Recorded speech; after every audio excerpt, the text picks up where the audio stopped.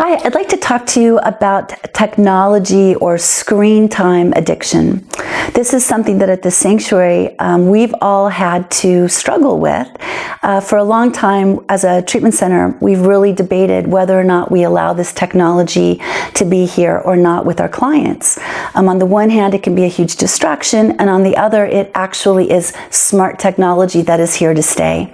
And at the Sanctuary, we've decided to allow the clients to use technology. However, a few years ago, we realized that we were doing a disservice when in the meditation room and in sessions and at the dinner table, we had the beepings from the phones and the vibrating and people were checking their phones. We recognized, wow, this has become a real problem. This is looking a lot like habituated addictive behavior.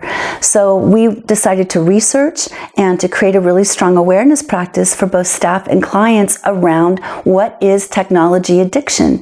And I will tell you, the statistics are frightening.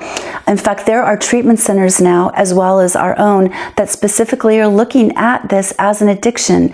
There's a term called Nomophobia, no mobile phone phobia.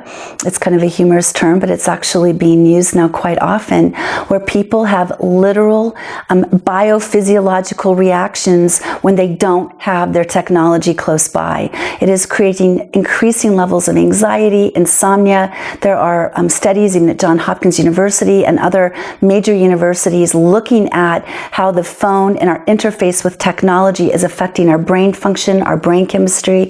It's leading to higher rates of suicidality in our younger people, greater depression, anxiety.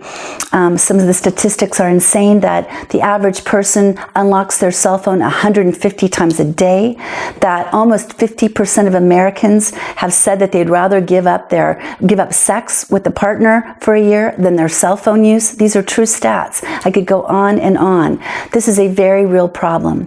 And also when people are then having to not be with their cell phone, anxiety levels, depression levels, there's a real behavioral reaction, a psychological reaction to not having the technology.